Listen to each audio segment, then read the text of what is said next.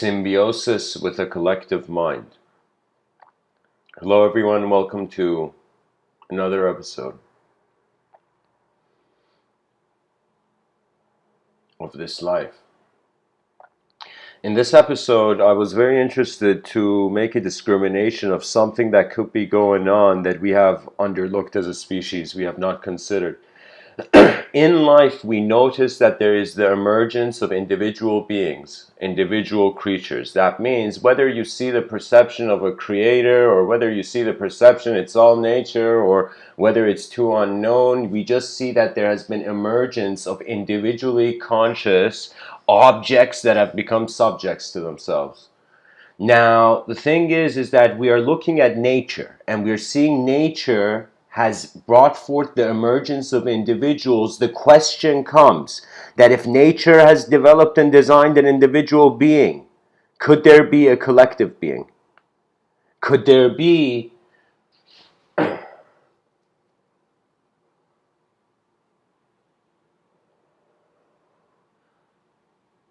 collective beings living among us? You know, in 2000, what was the year, 14? In 2014, I had an experience where it inspired me to write this book called The Great Work, which is on.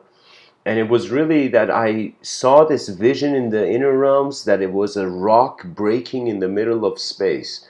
And for the first time in my life, I saw an inanimate object and there was a sense of livelihood to the object that was from the space. That means we have the notion that what's in the space is alive. But I'm telling you, the space is alive. We just don't realize it. Of course, Aristotle says, it is the sign of an educated mind to entertain an idea without accepting it.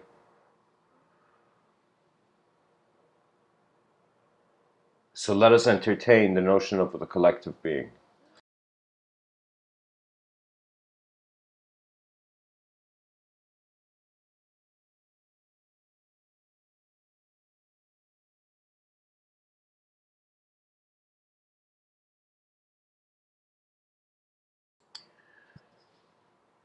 The notion of a collective being, I've written digital, natural, but there is also a linguistic one I should have probably put. Let me put it here.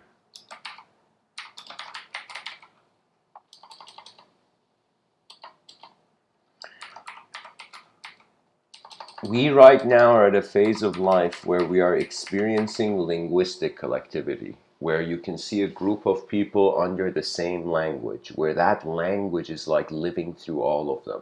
Sometimes when I see a group of people believe the same thing, aka culture,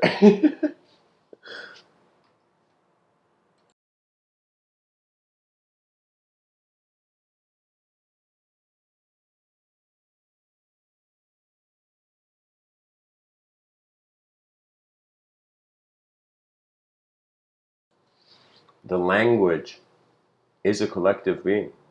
Imagine right now my real name is, first name is Amin, A-M-I-N. When I was a kid, I was wondering how many people on the planet, have this name.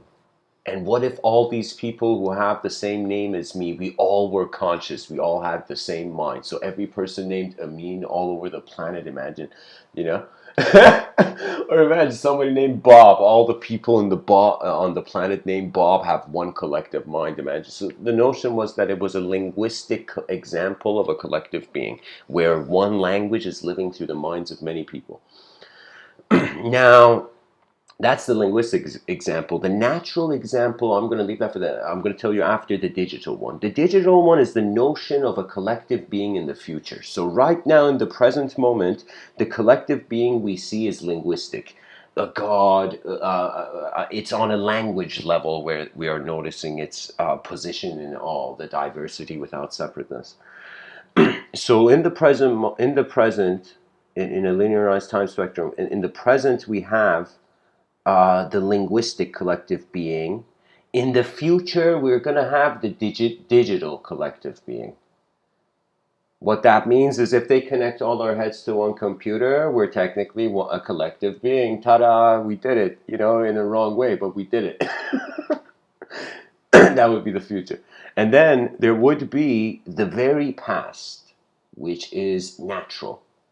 Now this sort of the past was natural. Then language was another layer of the unnatural. Then there was the digital, which was the you can say embodiment of the unnatural thought, you know?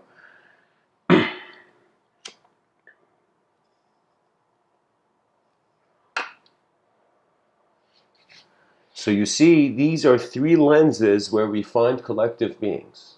And when I give these talks, it's a massive exploration of our species everybody's doing. We're all on a rock in the middle of nowhere, kind of like, what's going on? And then we dive into language only to realize that experience holds the key to every door. That if the person doesn't experience horse riding, you can't really speak about it. A lot of the things that I can speak about even is because there is an experiential reference to it. You might not believe it, but when I remember things, I don't remember through language necessarily. I remember through events, experiential events. So when I read a quote, for example, that has an image to me. The inner realm image of it becomes an event, therefore it becomes memorable. Because when it comes to the study of memory, the whole point of what you remember is that anything that's like a journey you remember. And you can say films are like mini journeys you're experiencing without moving.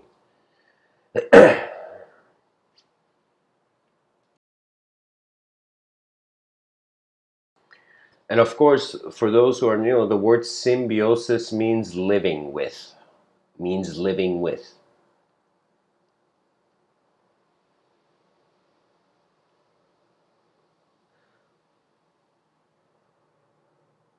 So I can say that we have become familiar with coexisting and co-experiencing with different individuals. So we're a creature, there's other creatures, yay, you know. And then there's this situation where I'm saying where it's as if all individual creaturehood is seen as one collective movement. It's like as much as I feel I'm a specific individual saying something specific, you know, I cannot ignore the fact that existence is one event. When I say one event, I mean one massive happening. Life is just this movement. We open our eyes in it. You know, it's as if a giant is running and we've held on to, you know, the giant's shoulder and we've opened our eyes and we're like, who am I?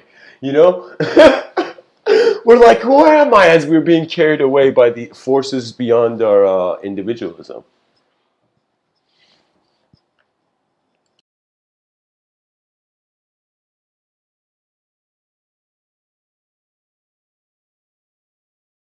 You know, there's some people who look at the state of the world and they don't freak out. The reason is because whether it's individual or collective, nature doesn't have a thought-based agenda. There is knowing in nature. There is mysterious knowing. Like you could just be like a person in nature, suddenly an animal comes and stands beside you and doesn't move. You know?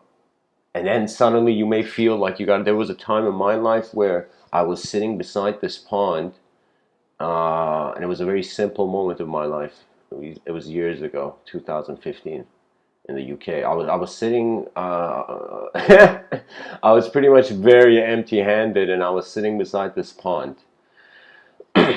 And as I was sitting there, I was just looking at the pond, and for a moment, it was as if I was not me. I was the existence of me. Do you know what I mean? It was a moment like that. And I see this bird fly from behind me, and I have no idea. There was a lot of birds, but I don't know why my attention caught onto that bird, and the bird goes and flies on a bench. So I'm pretty much sitting by a pond, staring at the water. Then this bird flies from behind me. I notice it, and the bird goes and sits on a bench. I instantly get this feeling I should get up and go sit on that bench. I get up. The moment I get up, this family of ducks comes out exactly where I was sitting, as if I was blocking their exit out of the pond. And when I went and sat on the bench where the bird flew on, it was for a moment where I'm like, oh wow. Like there is something going on here that was going on before we had the language to even notice it's going on. It's to that level, the collective mind. Now, what does a collective mind mean? It's an implication because we are sandwiched between everything and nothing. We're in the middle. That's why we have fear and love, you know? We have fear when we notice the nothing of the realm, how there's nothing, how there's space, void, emptiness, inevitability. Every person you hear, every enemy, every friend, every idea, every phenomena. It's as if it's like there is something in this life that the candle melts and the darkness is the darkness. The darkness doesn't change. It's the light that's just in the room now.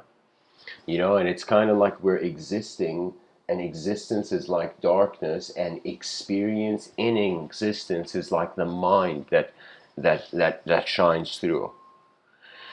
Because really what's going on is that we all have different DNA, but we are in the same outer realm physical map. But in the inner realms, the way our outer realm perceives to us is mapped differently in accordance to every person's experiences. You know, for me, there's a person who I honor. I personally have learned a lot from him by seeing his videos. It's a man named Jordan Peterson.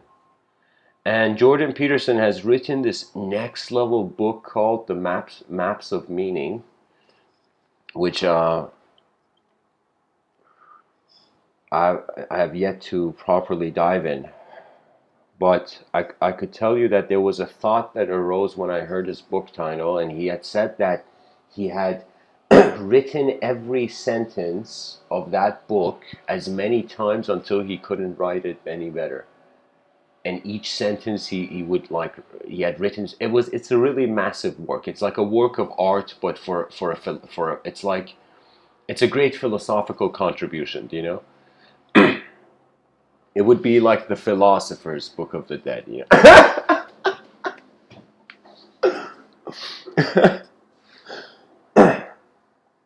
But anyways, he was showing, Jordan Peterson was speaking about the maps of meaning.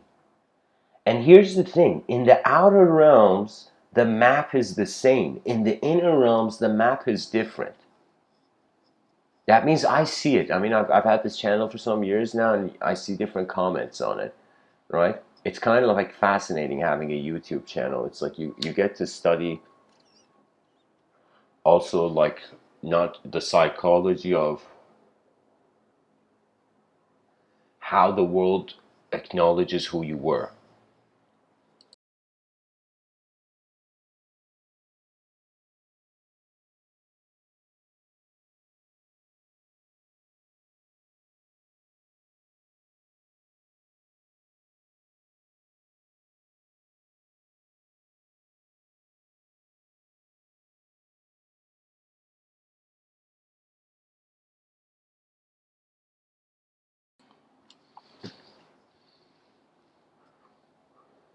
You know, imagine I just got a science fiction narrative, guys, that's pretty new. I just noticed this right now. That imagine we suddenly in let's say 200 years, the people of Earth start noticing something weird. That the behavior of, just like how you see there is like rhythms in the sky of like birds flying together in one collective rhythm. Now imagine suddenly you start seeing human beings behave as if they're one being. So something strange happens where different kind of people on the planet, they all start acting the same way. And people are wondering as if like, what's going on? For a long time we don't know what goes on. Then eventually, let's say we have a bunch of mystics tune in, and the mystics say our planet is, imagine, this is a sci-fi story I'm sharing here. Imagine that we were under alien invasion, but not an alien invasion that was physical, by not individual beings.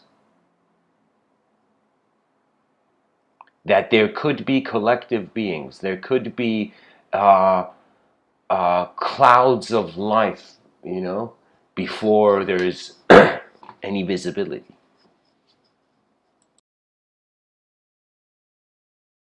Or to make it even easier, the example, imagine aliens attacked us and there was an extraterrestrial alien invasion, and then we realized, holy shit, these guys are telepathic, the aliens. So imagine how much we would have to become or attain some sort of discriminatory ability. That means we have fought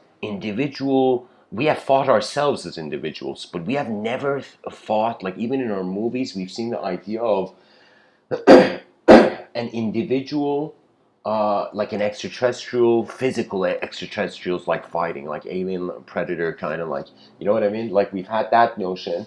And then there is the notion of the collective being, which you can't fight, because how do you fight space? How do you fight space? How do you fight intelligence in space? So that's the thing. I feel there's collective beings on this planet. It could be like animals, you know? It could be like there's been times where I've seen in insect life, I've mainly noticed this. That insect life feels like they have two minds. Like the bee has its individual design-based mind, but it also has a sort of hive mind. That means the world is I mean, technically, if the world can be seen as a collective being, because there's many beings collected on it, that we're all here. But when it comes to intelligence, I'm wondering, could the human being have from the beginning of time been living with a collective being, but because we named ourselves and we created language, we couldn't notice that beyond the language there was something else? It's very easy to see a pet owner and see like that's a symbiosis of one species with another, you know? Like man's best friend, the dog owner, the husky owner. And then suddenly there's this thing. Imagine now you have not a pet, because you don't, even though you see, you can, anything a person controls 100% becomes lifeless, and subconsciously they don't want to control something 100. Because then your free will nullifies itself. That's the issue with power. That's why there's nothing wrong with power as just an expression. The issue with power is that after a point you become on a peak, and on a mountain peak, and it's as if it's the suffering of the ivory tower.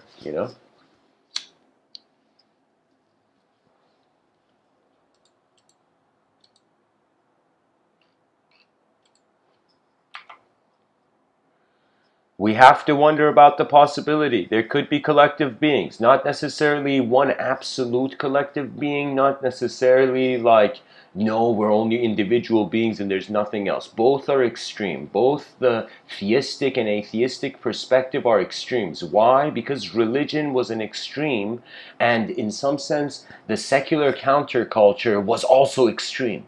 You see, it was as if like somebody was messing up the house and suddenly another person came and with the same intensity. It's as if the superhero and the supervillain are fighting but not realizing they are destroying the gentleness and the ethos of the civilization. You see, we identify with stories. That's why I have learned that when people ask me, what do you believe in? What do you see? What's your view? I have learned to say it's not in language. Because language can be wielded in endless ways. Trust me, I'm not a stranger to language. Language is a world on its own. The ability of it. That means it's like we right now think we're purely individual beings. What if we saw we are teams of beings in other dimensions?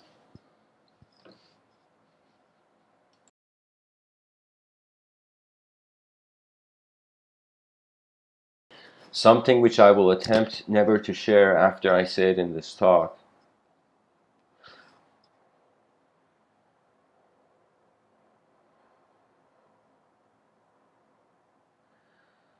is there's a chapter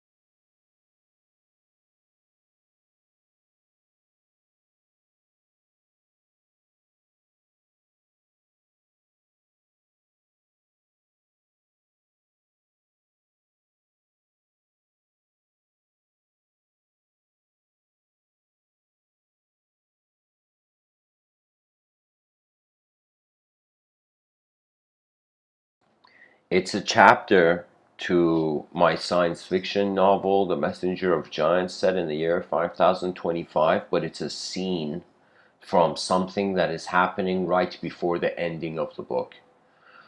And that's why I'm saying it's. I'm going to share it here, and then probably let the book speak for itself in the future.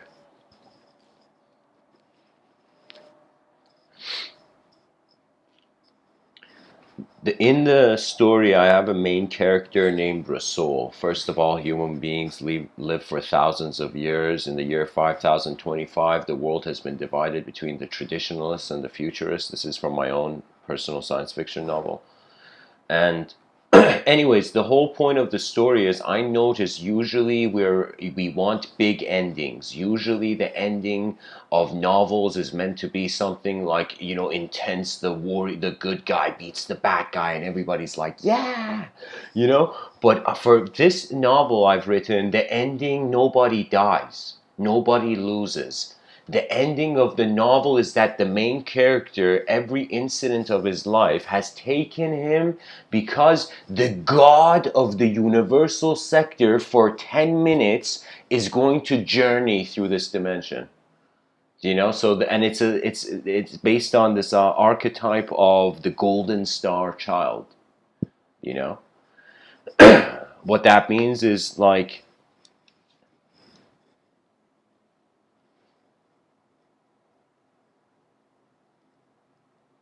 I'll explain the scene. The audience can think whatever they want. Pretty much Rasul is this, they are all the whole world, every attention in all the universes, there's different parallel dimensions into to the earth. And all of them are witnessing this event that the source of the universe is walking, has just come like a child, and it's this child for 10 minutes, this glowing extraterrestrial looking child that comes in the story where he just touches 4 objects. He touches a tree, I don't remember the other 3. He touches a bunch of things, and as he's exiting the dimension, everybody is walking behind him. Sorry, not everybody. Rasul is walking behind him, and as he's walking, you see that everybody, how would I say it?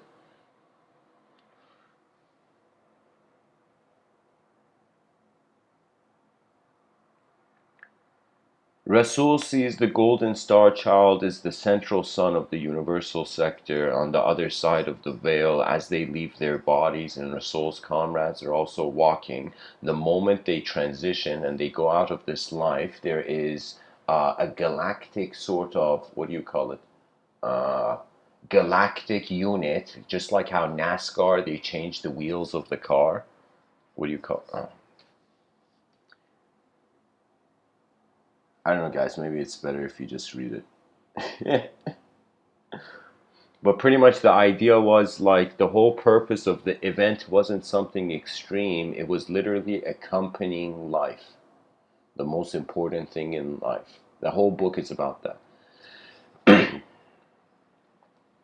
The main character, the thing about the main character is that he has understood he is the world, so the world defends him in the book.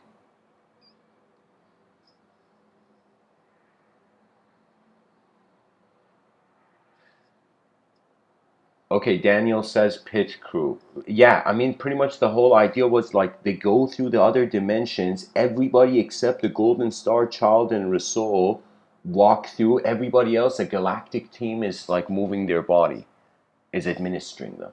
I mean, think of it this way.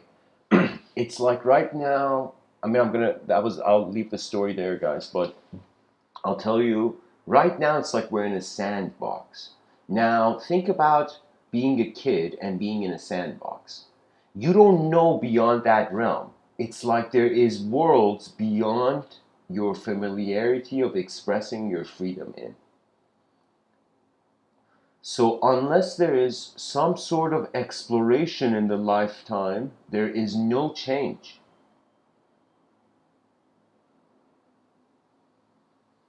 That means I could tell you, it's like evolution is exploration. Because why did the creature want to continue? To get to see what's going on.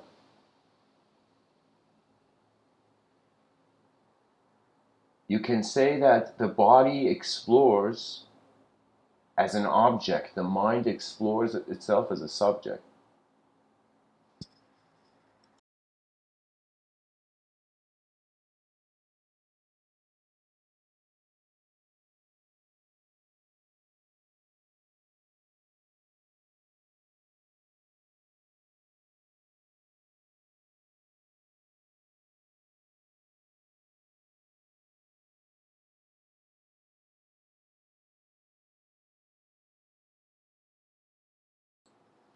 So let's take the talk to this view that if we are to identify a collective being, we must be recognizing patterns, because in a world of identity, duality has to update. So that's why I'm speaking. Because if the notion of there were greater dimensions, you see, it's as if there's no point for speech. Honestly, because it's like a room you enter and then you're moving to the next room. If there's the next room, why stay in this room? And I think the reason why there's a lot of beings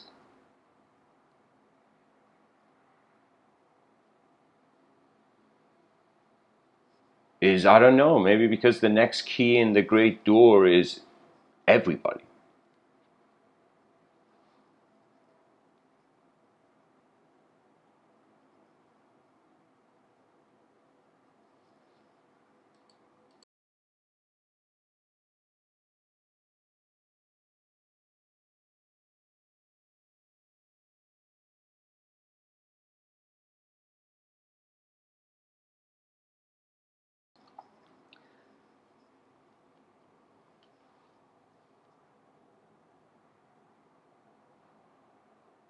You know, somebody once defined the distinction between polytheism and monotheism as monotheism is everything is God's, God, comma, S.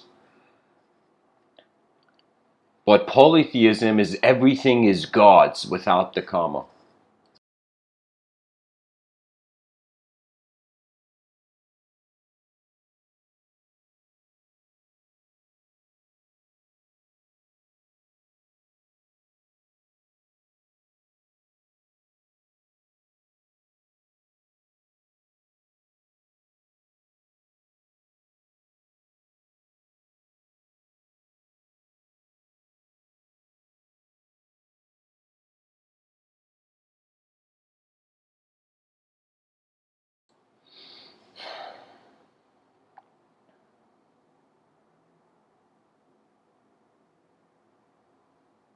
You know, it's hilarious. When I look at my life, there's been moments where I've worshipped a collective being. There's been moments where I've thought I've been a collective being. There's moments when I've thought there is no such thing as a collective being. There's been moments where the moments where I felt I was a collective being, it wasn't an ideological feeling. It was more like the whole moment is being something, and regardless of what you do, it's being seen. So I feel our plane of existence is being received from, our minds are receiving the world from a higher dimension than the bodies are being expressed in the world. So we can say that the distinction between an individual and collective being is where the individual draws the edge of its dimension. Because beyond the edge of individualhood, it's either void or endless collectivity. That means it's as if the page is one emptiness, but whatever words is written on it, it's as if the emptiness could be a collective being. Because our minds are not objects, but we say we have thoughts. We say our thoughts are in our mind. But our mind is not an object. It's not like a basket where thoughts can be in. So where are the thoughts? Where is attention being real to itself? Or being unreal to itself? Just for me, sometimes I think that how have we been able to consider a falsity. For me to think about God, most people pay attention to the creator point. For me to think about the religious narrative was the dissension point. It was the idea that something fell.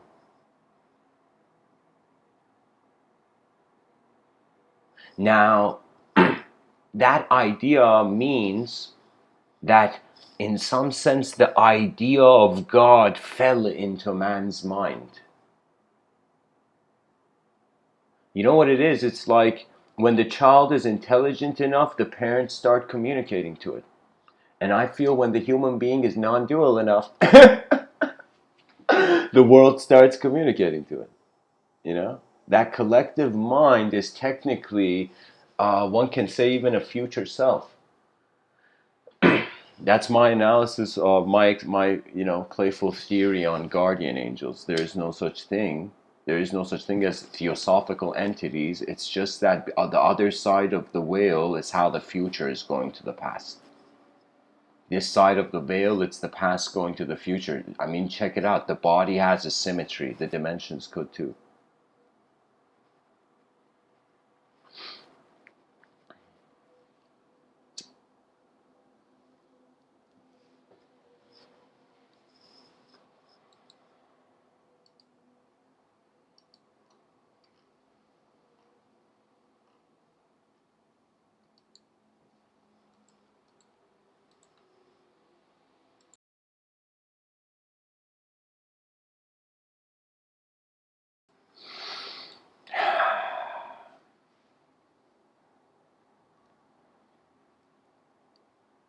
Eyes open, worlds open, eyes close, but the world remains open.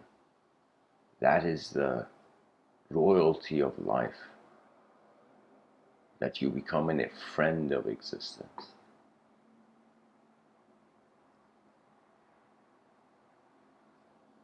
That language was its own room, matter was its own room, space was its own room. But when all rooms were one moment, when consciousness was accepted, when your existence was accepted,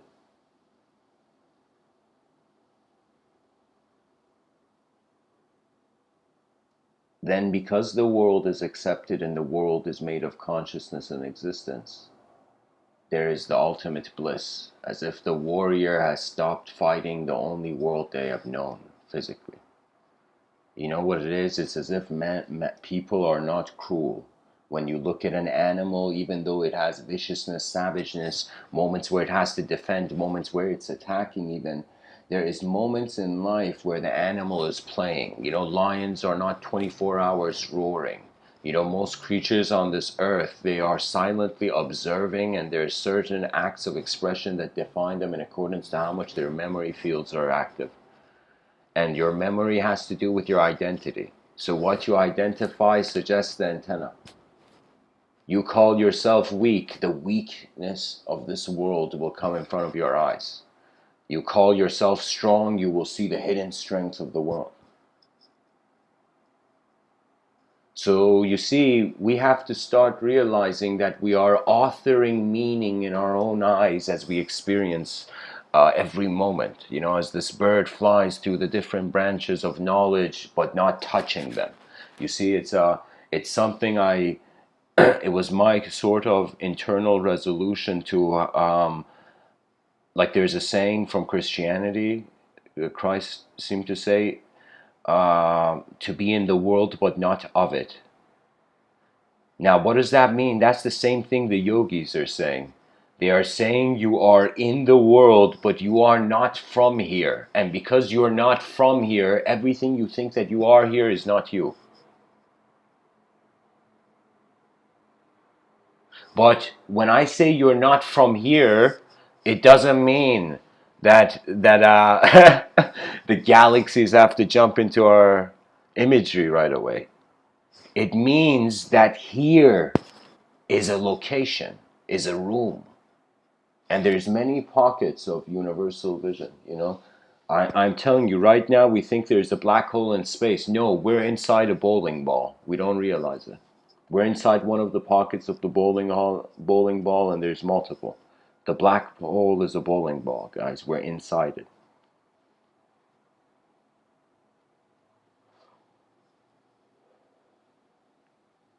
That means we are within the black hole. So anybody who wants to know what it's like to go to the other side of a black hole, well, guess what? You are on one side of it.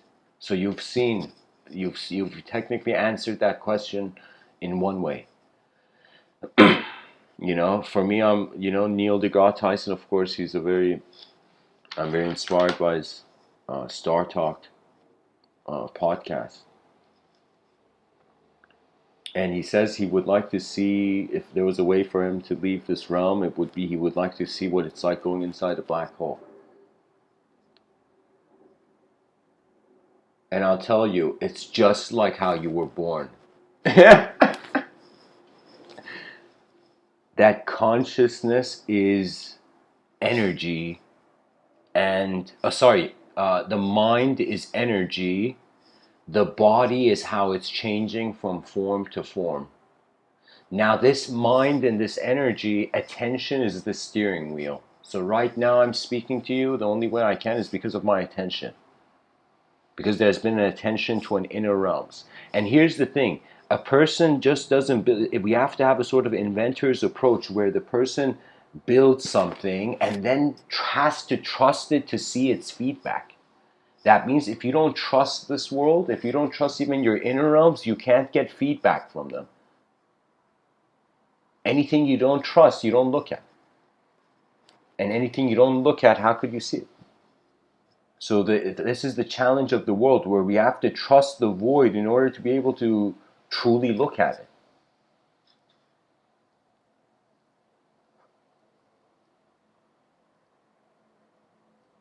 I feel we are living an inner subjective life as we are simultaneously living an outer objective life.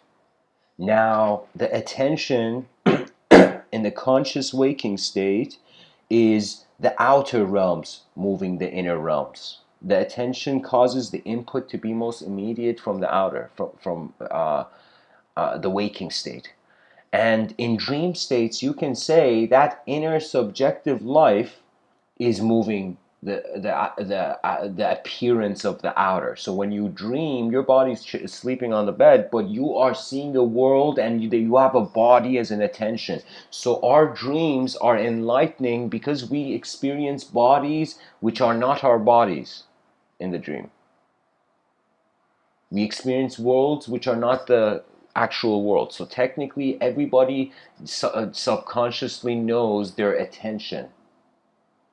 It's just that this hasn't been grounded into culture, into a global ethos, global inspiration for peoples.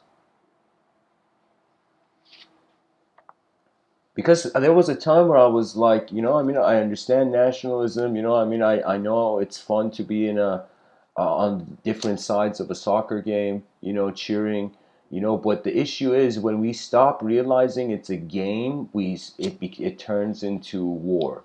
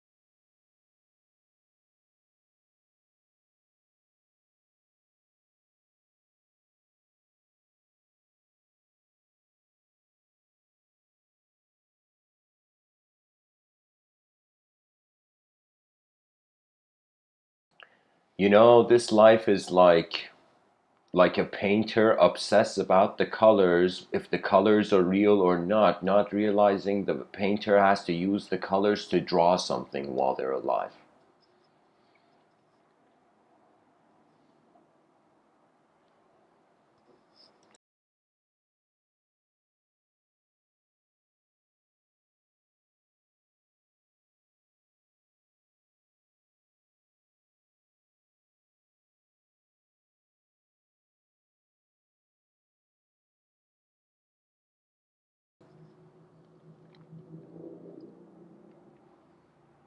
You know, there is a truth, there's a component to truth, which is what is seen, and then there is a component to truth, which is who is seeing.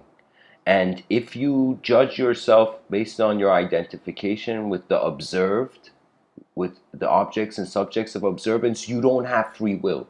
The moment we're an object, what is free?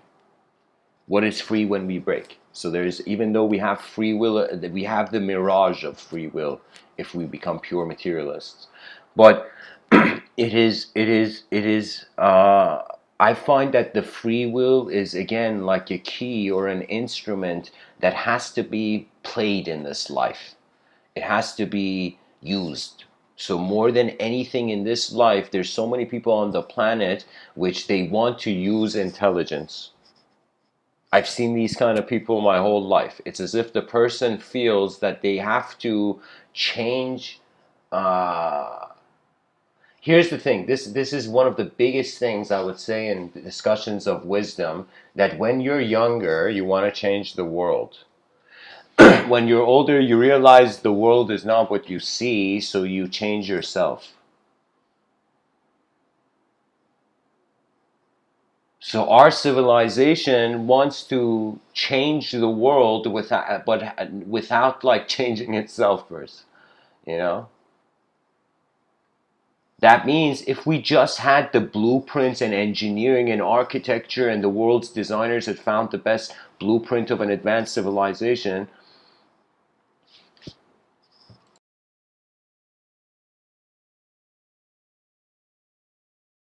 that means if the collective was ready and the individuals were not, it would not work. And if the individuals were ready and the collective was not, it would not work, you know?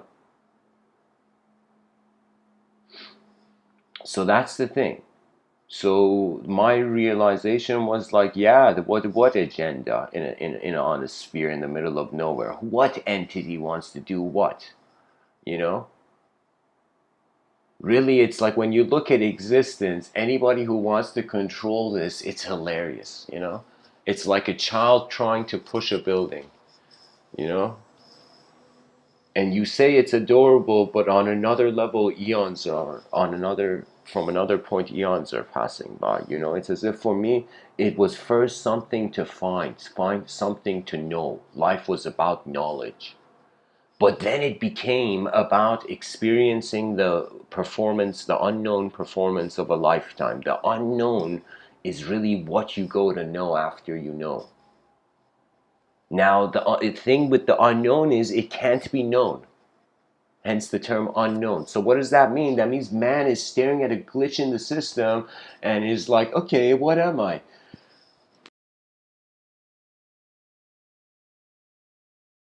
The glitch implies a simulation, but simultaneously a truth. You know, it's strange. Sometimes when I have failed in life, when things have just been pushed or broken,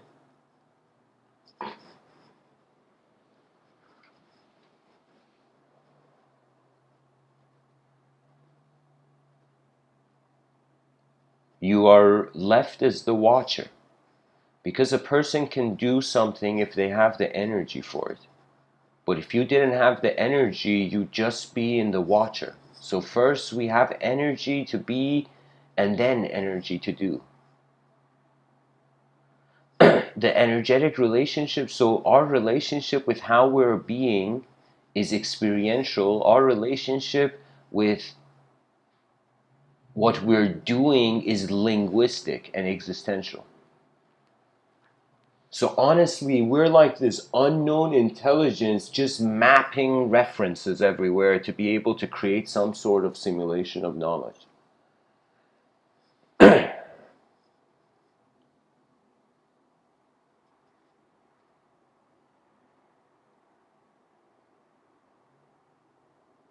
So that's the thing. When people realize it's more unknown than known, then certainty doesn't rule.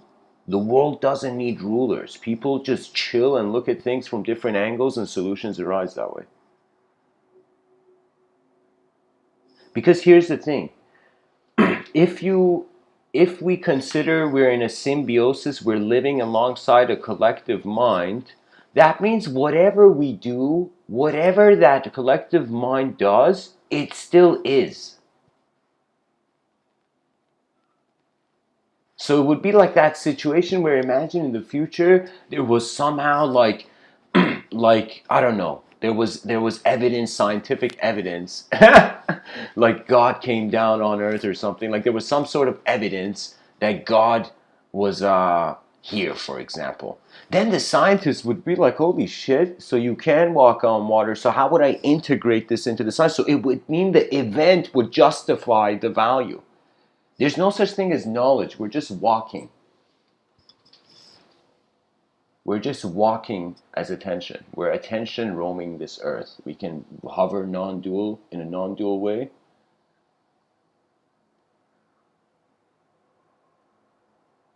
Or we can be completely solidified. So I see that people think instead of the old model of, oh, I gotta be happy all the time, and oh no, there's stress, depression, sadness, misery, suffering. We should just see it that we can conduct our intelligence through three states. And I'm taking inspiration from chemistry here to make it super simple. You know, that you look at a substance like water and it could be in a solid state, liquid state, and a gas state. So what does that mean? There are human beings who can be purely individual. There are human beings who are in the middle, who are like liquid. They feel like they're neither pure nothing, they're neither 100% unknown, and they're neither 100% known. It's as if they're in that design. There's some people who may feel they're gas, like gas, substance-wise. So do you know what I mean? So it becomes something like where an advanced civilization will have members with psychological dispositions that could relate to identifying with the void, with the singular, let's say with the dual, and let's say with the infinite. Let's bring the ring of the absent heaven in here. So that's the thing. Right now, we all want to be individuals. We don't want to be divided. We want to be united. So that's only 1/4 of life. And advanced civilization will be also allowing for empty moments. That means there could be some people who that you ask them, "What's your name?" and the person's like, "I don't identify with the name, even though I'm talking to you." Do you know? So you can have as much as people wanting to identify with being this or that. You can also have people who don't want to identify with this or that. You know, that's the whole point of yoga. Yoga was not just a detachment that brought freedom. It was just noticing what's going on so that unnecessary illusions aren't made. But life's journey is still going on. You can't be a photo on a wall when the world is a film. That's my point. Beliefs, ideological landscapes that are being acting like, you know what a fact is? It's language possession. It's when language is immortally wielded. Immortally welded. You know,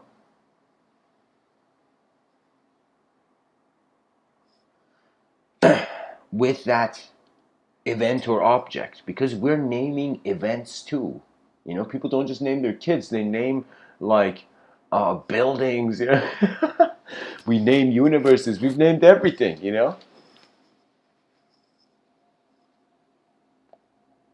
You can name any object. Technically, I don't know. I'm just saying, like, language is a sort of war with self.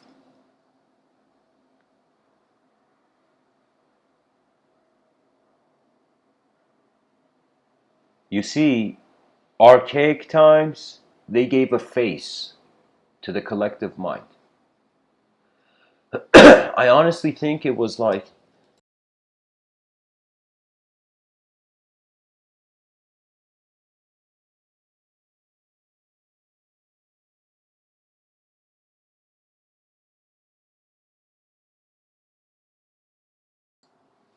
some person back in the day, in the 6th century, was like, where do I come from? You know, the person noticed they were a person and they're like, they realized they come from people. Then the person looked at the cosmos and they're like, what if that comes from people? As simple of a thought leap as that. And it doesn't reduce the value of the idea. It doesn't reduce the value of language. You see, for me, I speak about language. Language is like a technology to me. It's like a vehicle. It's like I use it to be an individual. Silence is like a technology to be a collective being. And the teachings in the silence are unknown because there's no, you're watching and the moment moves before you, the content in it has to move the moment. So we can say the intuitive experience is when the whole moment moves before the content. That's when the unknown moves the known.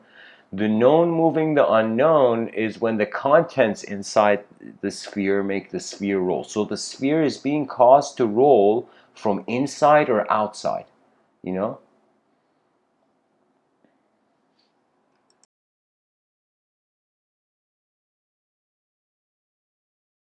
So Bon in the chat section says ethic and metaphysics destroyed by capitalist nihilism. So yeah, man, the thing about metaphysics, it can't be destroyed. It's not a physical thing. And the thing about ethics and all of this is just based on the faculty of it's pretty much for now we're treating it as if the brain is projecting it. Because it wasn't capitalism that covered metaphysics. Friedrich Nietzsche says it best. He says, God is dead and man killed him. Man denied the idea the way he had accepted it. Do you see? It doesn't mean there is truth. It just means now we're intelligent, animate beings. Like, forget the past, forget if you just look at it now. We're animate, intelligent beings, and we're like, okay, this intelligence, is it inspired? Is the world? I mean, here's the challenge. If a collective being was moving you, because you're not moving, how do you know you're being moved?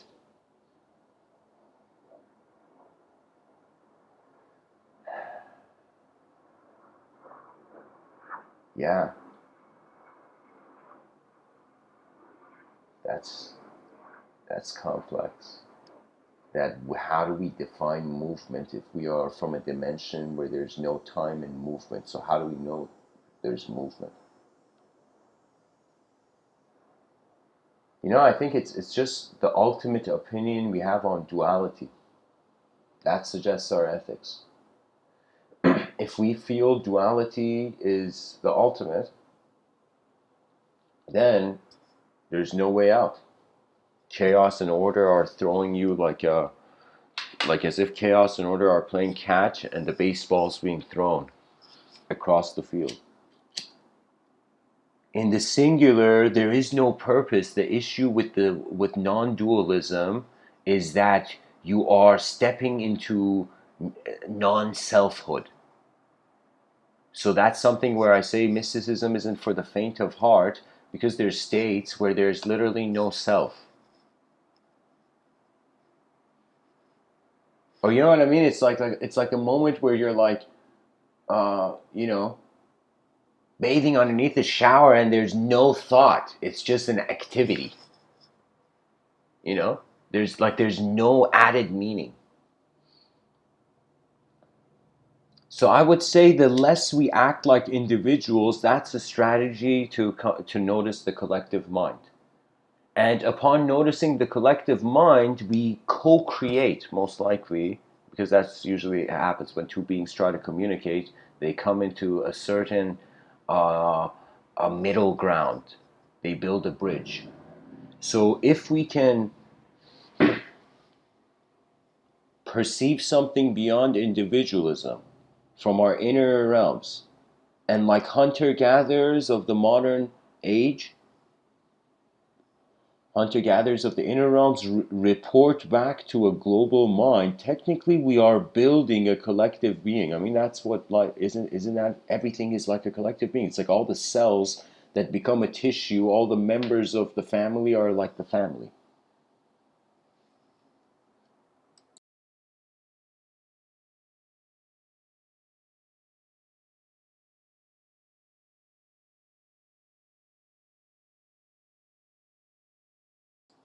Okay, so Bon, I see what you're saying now.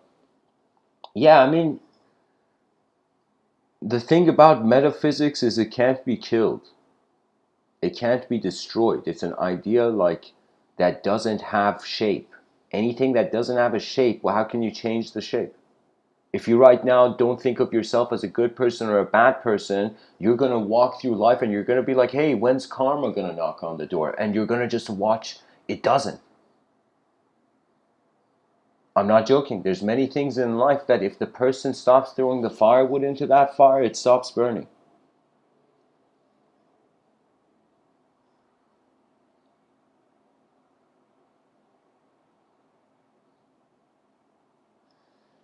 Bon, let me tell you, there has been weak kings and there have been strong kings.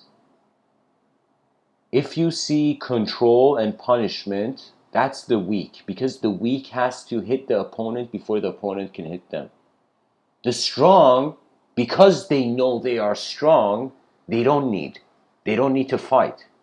That means the person who gets angry first at the business meeting, or is loses, or the person who gets angry in any fight or conflict loses.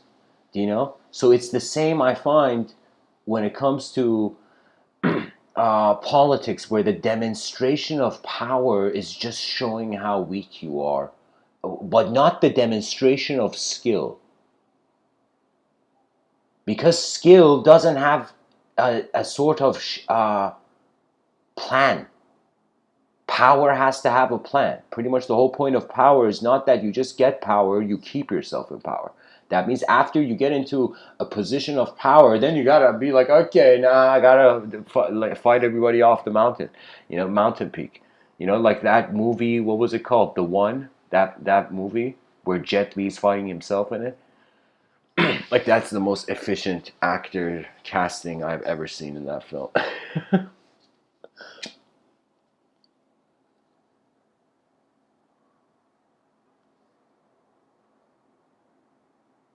No, no, no. The thing is that the strong are not afraid if others are strong. The weak are afraid if others are stronger than them. So in advanced civilization, if let's say in 1,000 years we have an advanced civilization, and in 600 years, and we have a human being from that time travel to here, that human being would say something in the sense like, uh, whatever ideological system there, how would I say it? I'm saying it's like morality is the storification of the world.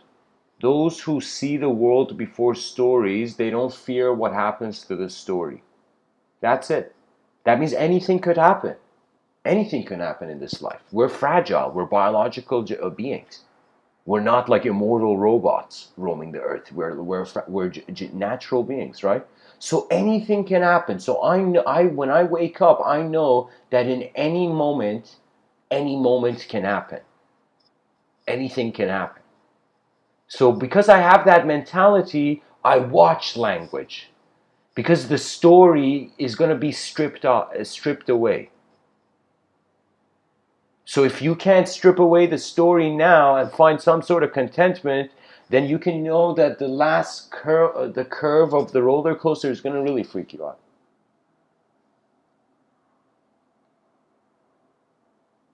What we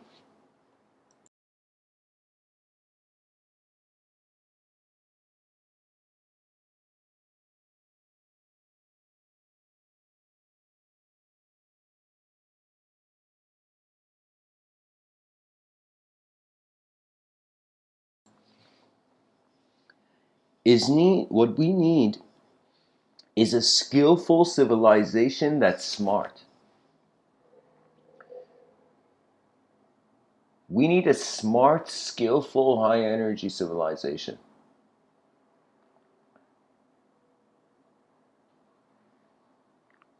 No, no, no. There's a strength that is appearance, what you think you are to yourself. So, Bond, when you say I'm strong, and if I screw with you, okay. So,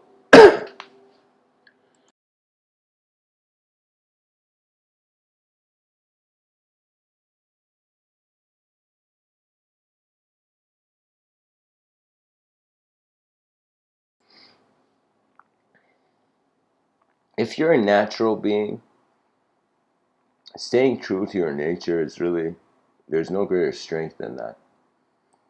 The thing is, like, we're all tourists who've come to visit the earth, and the point is not the tourists to kill each other, you know? The point is everybody gets a good tour of the earth while they're here, you know?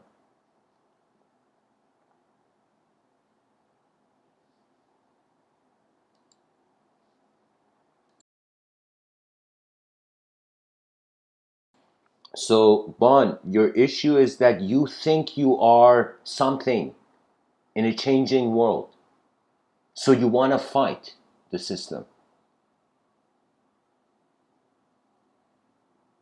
Let's say you fight a system, and endless systems like that keep popping out like seeds planted, you know? So you see, it's like, what can you do? What can you fight to a solution? You can never fight. Fighting never resolves it. It's just the children of the person you fought with are going to come and fight with you. So at some point, somebody has to stop throwing something.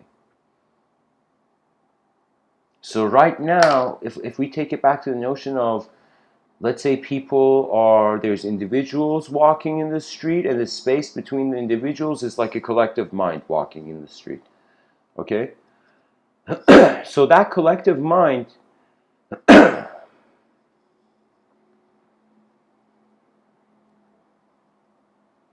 why would a collective mind want to communicate to an individual to experience maybe its own self-expression? I think maybe God didn't create man. God created itself in man.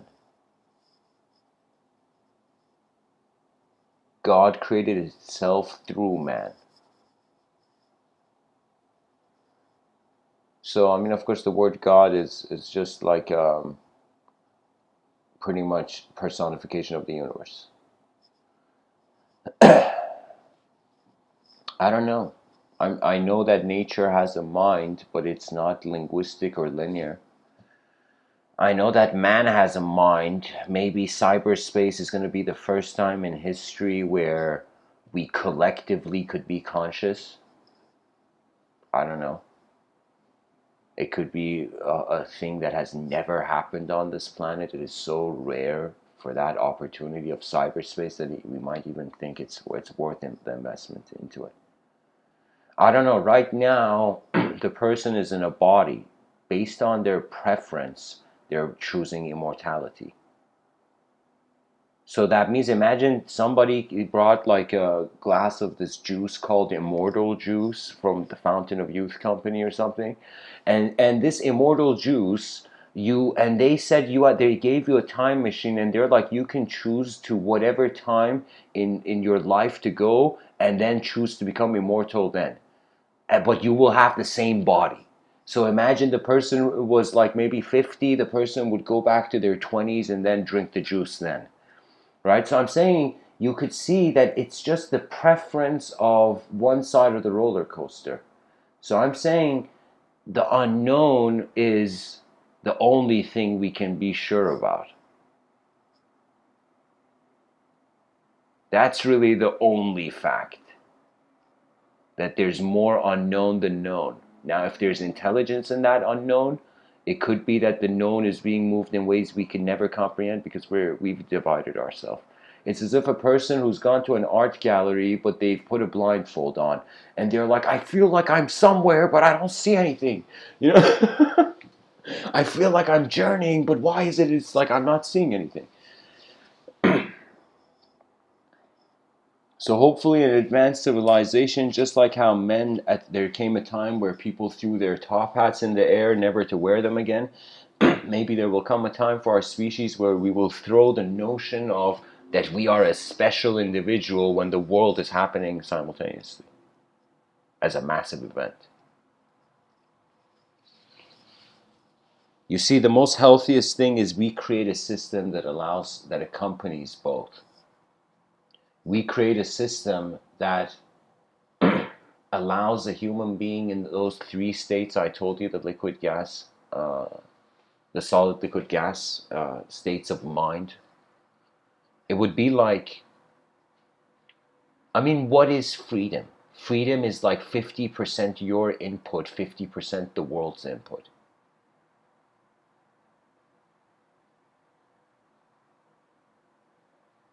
So I feel like a current in an ocean. I don't feel like the ocean. I feel that the moment the current is moving, I am something. Because a lot of things we don't think about. I think man's first purpose is to witness life.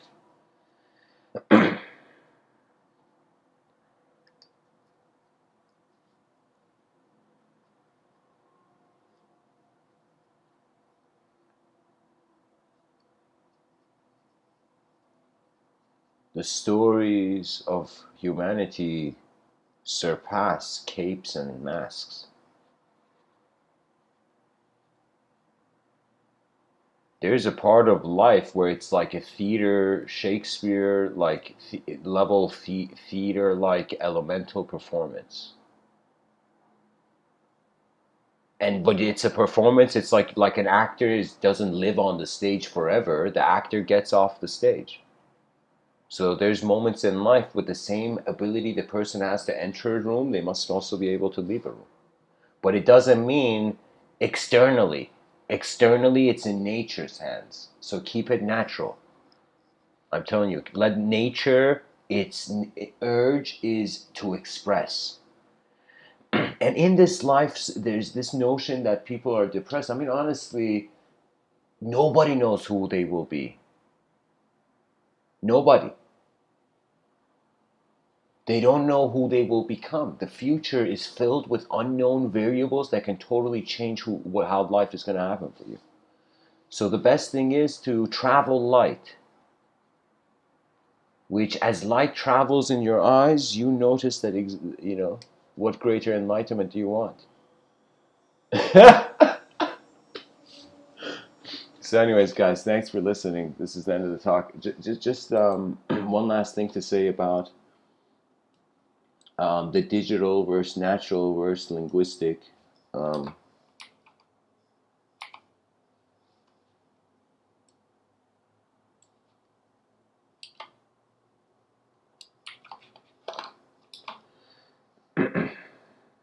Nature's mind is the easiest collective mind to access. Now in modern times, you can say digital mind, the linguistic, then the digital. So we have nature, language, and cyberspace.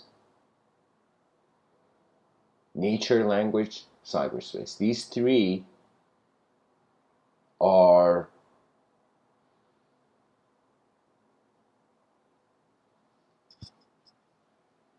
they're like abodes of collective mindhood. It's as if sometimes I felt like the Pure Lands in Buddhism, in Mahayana Buddhism. Sometimes I felt it's strange because the Buddhist is reaching that state, the practitioner and the meditator is reaching a point where they're seeing themselves inseparable. So the person is seeing their individual activity and their cosmic activity as inseparable. So they are right, and they're trying to go into the pure land. So you kind of feel like if we were right now just cells in a body, it's like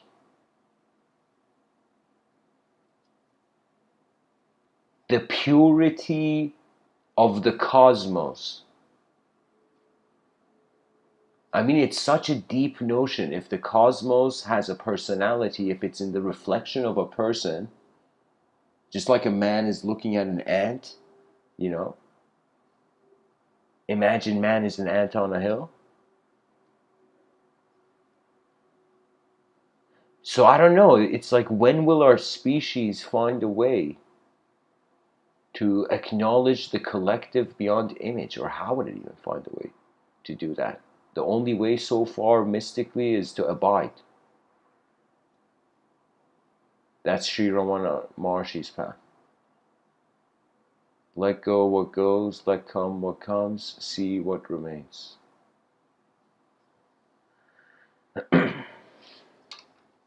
So anyways, guys, thanks for your listening.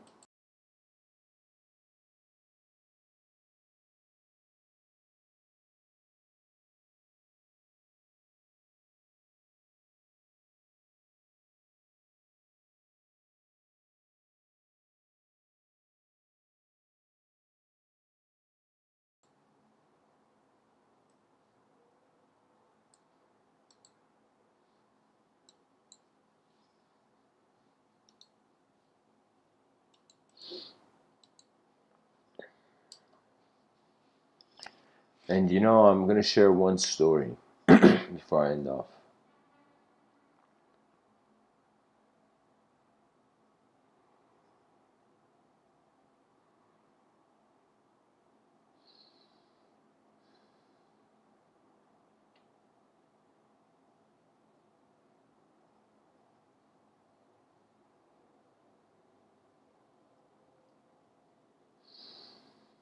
Which story though?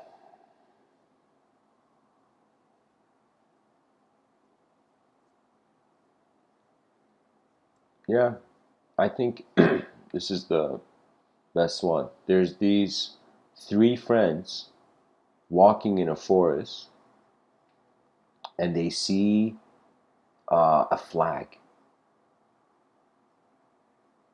They see a flag literally above the trees. And all three of them are taking a rest. And one of the friends says, "Guys, you see that flag? It's not the flag that's moving, it's the wind that's moving the flag." And then one of the other friends is like, "No, man, but the flag is moving." And the third friend is silently watching as the two friends are arguing.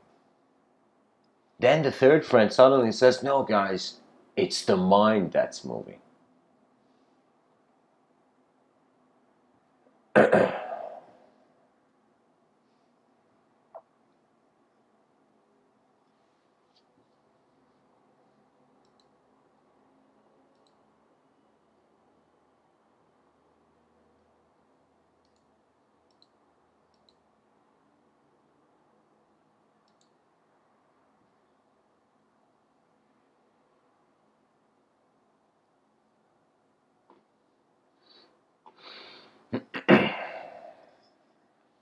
So, anyways, guys, thanks for tuning in. Blessings.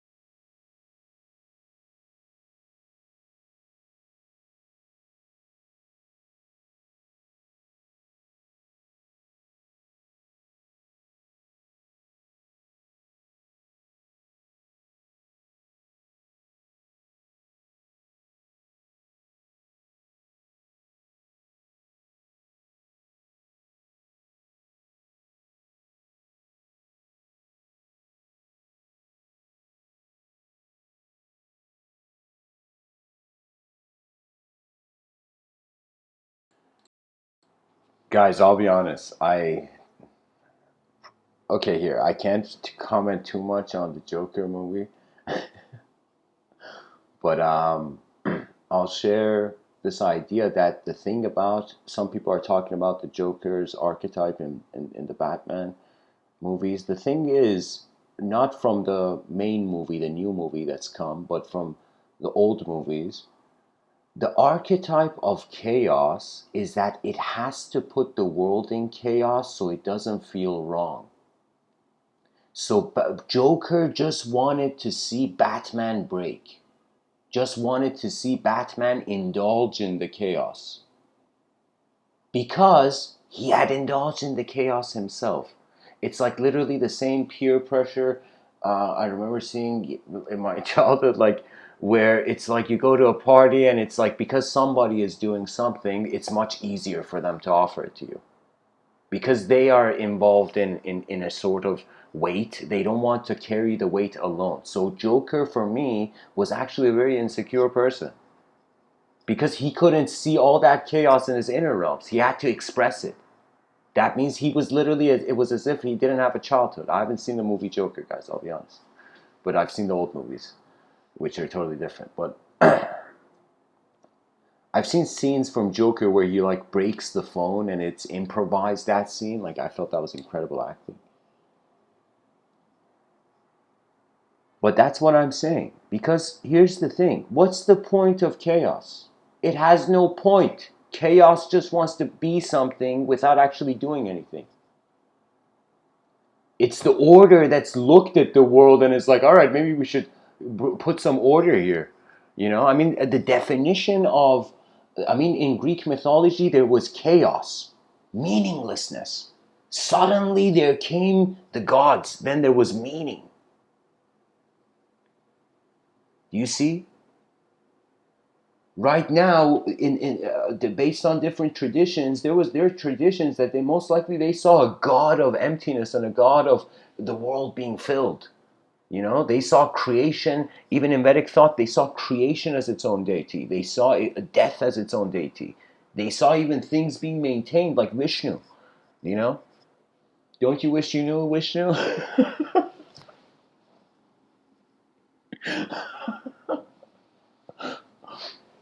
Oh, man.